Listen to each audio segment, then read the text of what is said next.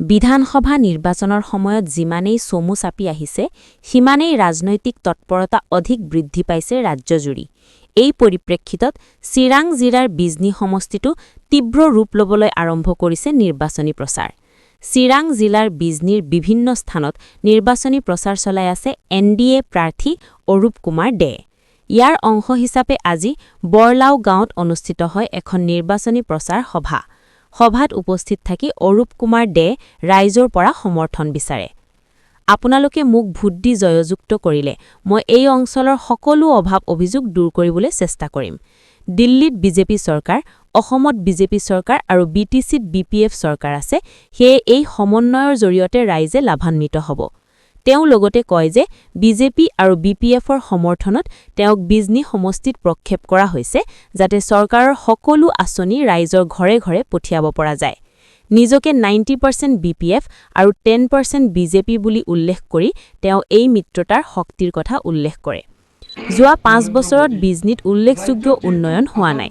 এইবাৰ মোক জয়ী কৰিলে মই অঞ্চলটোত বিভিন্ন উন্নয়নমূলক কাম আগবঢ়াম।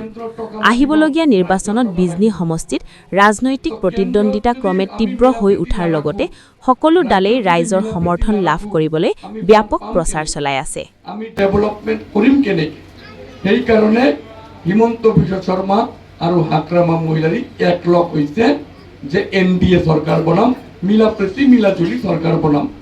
আগতকে বহুত ভাল পৰিৱেশ এই কথা কৈ আছে। কমল সিং নাৰ্জাৰী আপোনাৰ ফেক্টৰ হ'ব বুলি ভাবে নেকি? লাহে লাহে এজন ডিজাইন দি আছে দলৰ পৰা ডাঙৰ লিডাৰ আৰু ফেক্টৰৰ কথা কয়। ডাঙৰ লিডাৰ UPPL দলৰ পৰা ডিজাইন দি আছে আৰু কিয় ফেক্টৰৰ কথা আহি আছে। মই বেলেগৰ কথা ক'ব বিচৰা নাই।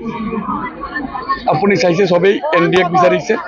হাগ্ৰামা ছাৰক যথেষ্ট ভাল পায় মানুহ, হিমন্ত বিশ্ব শৰ্মাক যথেষ্ট ভাল পায় মানুহ আৰু NDAৰ প্ৰাৰ্থী মই।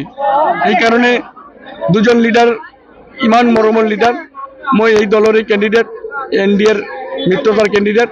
সেইকাৰণে চাওক মানুহ কেনেকৈ আহিছে, পৰিৱেশে কৈ আছে। আৰু আপুনি সেই কেণ্ডিডেটৰ ফালে যাওকচোন, খবৰেই নাপাব ক'ত মিটিং কি কৰি আছে। চ' সেইকাৰণে পজিশ্যন ভাল। দেখা গৈছে যে দুদিন আগত UPPLত যোগদান কৰা আবুল কালাম আজাদ তেওঁ আপোনাৰ নেতৃত্বত BPF দলত যোগদান কৰা বুলি ইতিমধ্যে কিন্তু মোৰ কথা আপোনালোকে কিয় কয়। মই NDA, ইয়াতে AGP আছে, BPF আছে আৰু BJP আছে। তো মোৰ লগত কথা কোৱা মানে তিনিটা দলৰ লগত কথা কোৱা না।